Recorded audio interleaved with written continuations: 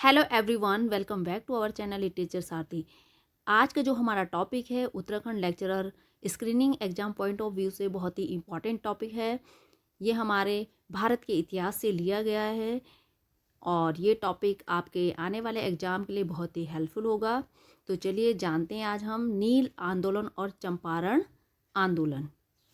तो नील आंदोलन या चंपारण आंदोलन, नील आंदोलन, चंपारण आंदोलन तब शुरू हुआ जब भारत पर अंग्रेजों का कब्जा था। नील आंदोलन या चंपारण आंदोलन, जिसे हम चंपारण सत्याग्रह के नाम से भी जानते हैं, और ये आंदोलन लगभग 100 वर्ष पूर्व चंपारण बिहार में भारतीय किसानों को अंग्रेजी अत्याचार का सामना करते हुए नील की खेती के लिए न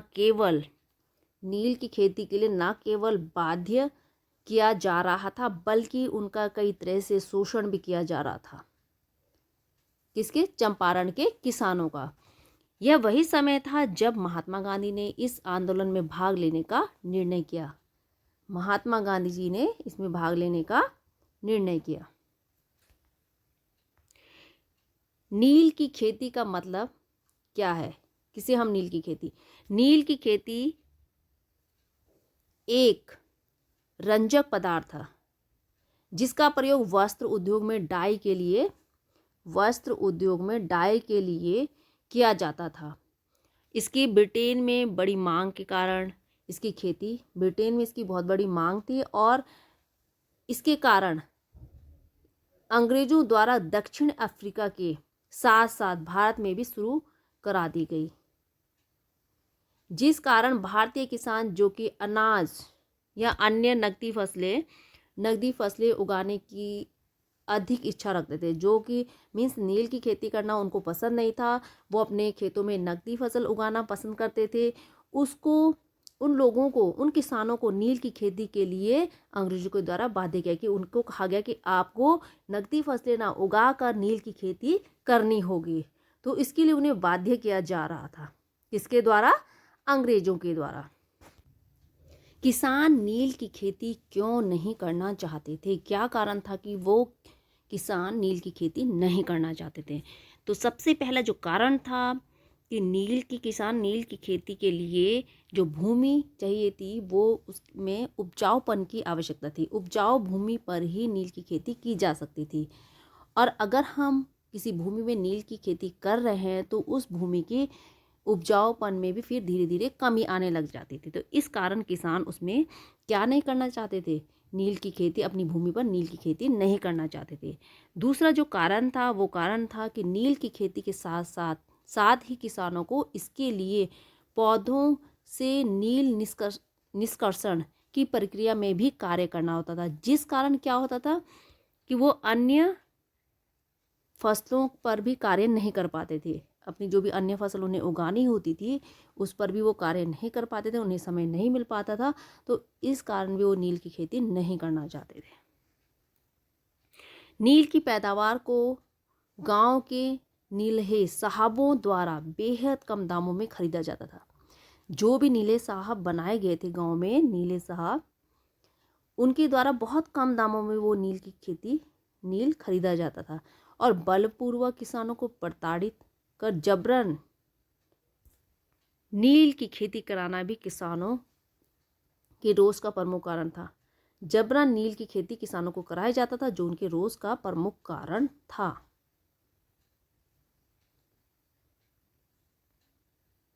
नील आंदोलन और नील क्रांति, ये बहुत ही महत्वपूर्ण पॉइंट है। नील आंदोलन नील की जबरन खेती के विरुद्ध एक किसान आंदोलन था। जैसे अभी हमारे देश में चल रहा है किसान आंदोलन, वैसे ही ये आंदोलन था, ये नील की खेती के विरुद्ध था। और अंग्रेजों द्वारा जो जबरन उन्हें खेती कराई जा रही थी, उसके विरोध में वो क्या कर रहे थे? ये आंदोलन कर रहे थे। आंदोलन भारतीय संविधान आंदोलन में एक मील का पत्थर, भारतीय संविधान में जो ये आंदोलन हुआ, एक मील का पत्थर साबित हुआ। इससे पहले भी समय समय पर नील की खेती के खिलाफ आंदोलन होते रहे थे, लेकिन जब ये आंदोलन हुआ तो ये एक महत्वपूर्ण आंदोलन था हमारे देश का।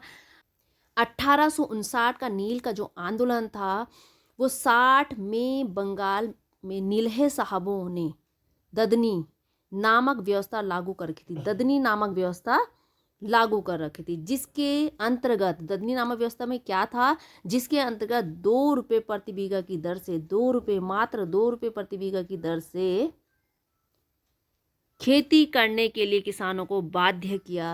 चंपारण आंदोलन 20वीं सदी की शुरुआत में, इस आंदोलन में नीलहे साहबों द्वारा अंग्रेजी सरकार की सहायता से 3 कठिया व्यवस्था लागू कर रखी थी। 3 कठिया व्यवस्था, इस व्यवस्था के अंतर्गत क्या होता था कि 1 बीघा भूमि के अंतर्गत आने वाली 20 कट्ठे, जो स्थानीय भूमि का पैमाना होता था, में से 3 कट्ठों में नील की खेती करना अनिवार्य था। 3 कट्ठों में नील की खेती करना अनिवार्य था। चंपारण नील आंदोलन के नेता और चंपारण नील आंदोलन का नेतृत्व किसने किया? तो चंपारण नील आंदोलन का नेतृत्व सबसे पहले पंडित राजकुमार शुक्ला ने किया। सबसे पहले नेतृत्व करने वाले थे पंडित राजकुमार शुक्ला द्वारा किया गया, और इन्होंने एक किसान होने के नाते, ये किसान थे और किसान होने के नाते इस शोषण को स्वयं झेला था, अतः उन्होंने इसके खिलाफ आवाज उठाना शुरू कर दिया। किसने? राजकुमार शुक्ला जी ने इसके खिलाफ आवाज उठाना शुरू किया, और वर्ष 1915 में जब महात्मा गांधी जी का भारत में आगमन हुआ, वो भारत आए, तब वे गांधी जी के साथ कलकत्ता, कानपुर और लखनऊ में मिले तथा उन्हें चंपारण में हो रहे अत्याचार से अवगत कराया। किसको कराया? गांधी जी को कराया, और उन्हें चंपारण आकर इस आंदोलन में शामिल होने के लिए आमंत्रित किया। गांधी जी का चंपारण में आगमन कब हुआ? गांधी जी कब चंपारण पहुंचे? तो गांधी जी पंडित राजकुमार शुक्ला, जिन्होंने सबसे पहले इस आंदोलन का नेतृत्व किया, के आमंत्रण पर 10 अप्रैल 1917 को बांकीपुर में पहुंचे। कौन पहुंचे? गांधी जी। फिर मुजफ्फरनगर होते हुए 15 अप्रैल, उसके बाद मुजफ्फरनगर होते हुए 15 अप्रैल को 1917 को बिहार के चंपारण पहुंचे, और तत्कालीन समय चंपारण बिहार राज्य का एक जिला हुआ करता था, जिसे 2 जिलों पूर्वी चंपारण और पश्चिमी चंपारण में बांट दिया गया। तो इस तरह से जो पहले किसान नेता थे, उनके आमंत्रण पर गांधी जी चंपारण पहुंचे। चंपारण आंदोलन या चंपारण सत्याग्रह, ये आंदोलन कब हुआ और चंपारण सत्याग्रह कब हुआ? तो दोनों के बारे में ही हम जानेंगे। चंपारण आंदोलन 19 अप्रैल 1917 को शुरू हुआ। चंपारण आंदोलन, जिसका नेतृत्व गांधी जी ने किया था, और नील की खेती के विरोध में चल रहे नील आंदोलन, नील की खेती के विरोध में चल रहा था ये नील आंदोलन। जब गांधी जी ने बिहार के चंपारण से शुरू किया था, तो इससे चंपारण आंदोलन चंपारण सत्याग्रह के नाम से भी जाना जाता है। नील आंदोलन को चंपारण आंदोलन या चंपारण सत्याग्रह के नाम से भी जाना जाता है। तो यानी किसी भी तरह से आपके इसमें क्वेश्चन आ सकता है, चंपारण आंदोलन करके आ सकता है, चंपारण सत्याग्रह के करके आ सकता है, या नील आंदोलन करके, तो इन सब का मीन्स एक ही है। तो इसका नेतृत्व करने वाले थे महात्मा गांधी जी, और ये आंदोलन शुरू हुआ था आपका 19 अप्रैल 1917 को। तो ये ध्यान रखिए, 19 अप्रैल 1917 को। गांधी जी को चंपारण के किसानों के साथ साथ गांधी जी को बिहार के बड़े वकीलों का भी सहयोग प्राप्त था। क्यों? कि गांधी जी ने कई जनसभाएं की, क्योंकि गांधी जी भी स्वयं एक पहले बैरिस्टर की पोस्ट पे थे, तो इसलिए उन्हें वकीलों का भी सहयोग प्राप्त हुआ, और गांधी जी ने कई जनसभाएं की। नीलहे साहबों के साथ कई बैठकें भी की उन्होंने। इसकी जानकारी वे अंग्रेज पदाधिकारियों को पत्र के माध्यम से देते रहे। कौन? गांधी जी। और यह आंदोलन कुल 1 वर्ष तक चला। 1 वर्ष तक चला ये आंदोलन। अंत में ब्रिटिश सरकार द्वारा एक जांच समिति की गठन किया गया और जिसमें गांधी जी को भी सदस्य बनाया गया। जो जांच समिति के गठित की गई उसमें गांधी जी को भी सदस्य बनाया गया और जिसके फलस्वरूप चंपारण कृषि अधिनियम 1918 बना और किसानों को नील की खेती की बाध्यता से मुक्त किया गया। उनके लिए कोई भी कंपल्सन नहीं रखी गई। इसी आंदोलन के दौरान गांधी जी की मुलाकात डॉक्टर राजेंद्र प्रसाद से हुई, जो आगे चलकर भारत के प्रथम राष्ट्रपति बने।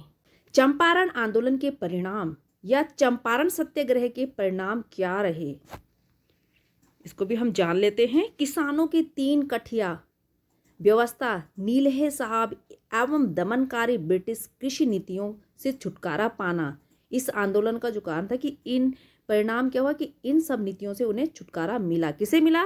किसान अब नील की खेती के लिए बाध्य नहीं था।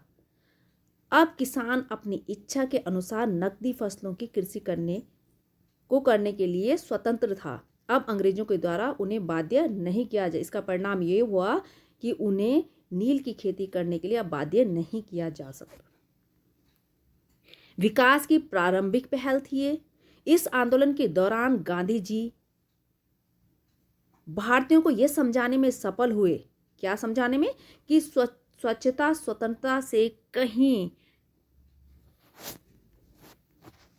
कहीं अधिक महत्वपूर्ण, साथ ही चंपारण में पाठशाला, चिकित्सालय, खादी संस्था, आश्रम भी स्थापित किए गए, जिससे वहां का प्रारंभिक विकास शुरू हुआ। कहाँ का? चंपारण का। तो ये भी परिवर्तन आया इस आंदोलन के बाद। गांधी जी ने महात्मा बनने का सफर, जो गांधी जी का महात्मा बनने का सफर था वो भी इसी आंदोलन से स्टार्ट हुआ। इस आंदोलन के आगमन के साथ ही उनका व्यक्तित्व मोहनदास करमचंद गांधी से महात्मा गांधी की तरफ अग्रसर हुआ। तो ये भी एक बहुत ही महत्वपूर्ण बात थी कि जो गांधी जी का मोहनदास करमचंद गांधी जी थे तो उससे वो महात्मा गांधी की तरफ बढ़ने लग गए। किसानों का आत्मविश्वास बढ़ा। नील आंदोलन के द्वारा चंपारण आंदोलन के द्वारा या नील आंदोलन के द्वारा किसानों का आत्मविश्वास बढ़ गया। इस आंदोलन से पहले चंपारण के किसानों की मनोस्थिति आत्महत्या करने की हो चली थी। पहले वो किसान सोच रहे थे कि अब हम क्या करें, अंग्रेजों का इतना दबाव पड़ गया है कि नील की खेती करना जरूरी है और जिसके लिए एक उपजाऊ भूमि का होना भी बहुत जरूरी है। अगर उस उपजाऊ भूमि में नील की खेती की जाती है तो उसकी उर्वरकता भी कम हो जाती है और उनको जो दूसरी फसलें थी उनके लिए भी समय नहीं मिल पाता था। तो उनको जब बाध्य किया जा रहा था तो इससे वो जो किसान थे उनको प्रताड़ित किया जा रहा था। तो वो इस अवस्था में आ गए थे कि उनकी जो मानसिक स्थिति थी इस अवस्था में आ गई थी, उन्हें आत्महत्या के लिए प्रेरित कर रही थी। पर गांधी जी द्वारा संपादित इस सफल आंदोलन के बाद भारतीय किसानों का आत्मविश्वास बढ़ा और उन्हें एक सत्याग्रह एवं एकता की शक्ति का आभास हुआ। उन्हें हुआ कि नहीं, जो ये कठिन परिस्थिति है, जो हमारे सामने ये कठिन परिस्थिति आई है, हम इससे बाहर आ सकते हैं। तो ये भी उनकी मनोस्थिति अच्छी हुई, उनमें आत्मविश्वास बढ़ा। किसके द्वारा? चंपारण आंदोलन के द्वारा। स्वतंत्रता आंदोलन में सहायक। कैसे ये स्वतंत्रता आंदोलन में सहायक हुआ? चंपारण आंदोलन में सत्याग्रह का भारत के राष्ट्रीय स्तर पर जो प्रथम प्रयोग था वो सफल रहा। अहिंसक होने के कारण, क्योंकि इसमें हिंसा को नहीं अपनाया गया, कारण ब्रिटिश सरकार को भी इसके आगे झुकना पड़ा। ब्रिटिश सरकार भी कुछ नहीं कर पाई और यह भारतीय स्वतंत्रता आंदोलन में एक मील का पत्थर साबित हुई। यह माना जाने लगा कि अगर एकता के साथ सत्याग्रह किया जाए तो अंग्रेजों को भारत छोड़ने के लिए विवश किया जा सकता है। तो ये इसकी बहुत ही एक महत्वपूर्ण कड़ी थी। ये हमारे देश के लिए एक मील का पत्थर साबित हुआ और ये सच भी हुआ कि जब लोग एक साथ एकत्रित हुए तो क्या हुआ, अंग्रेज भारत छोड़ने के लिए मजबूर हो गए और फिर वो हमारे देश को छोड़कर चले गए और जिसके बाद हमें क्या मिली, आज़ादी।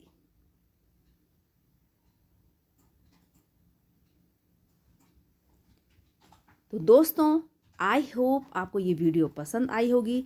अगर ये वीडियो पसंद आई होगी तो मेरे वीडियो को लाइक कर दीजिए और मेरे चैनल लिटरेचर सारथी को सब्सक्राइब भी कर दीजिए। तो इसी तरह से मैं उत्तराखंड लेक्चरर स्क्रीनिंग एग्ज़ाम के नए नए टॉपिक लेकर आती रहूँगी और जो आपके आने वाले एग्ज़ाम के लिए बहुत ही हेल्पफुल होंगे। तो मिलते हैं नेक्स्ट टॉपिक के साथ नेक्स्ट वीडियो में। तब तक के लिए take care and bye bye.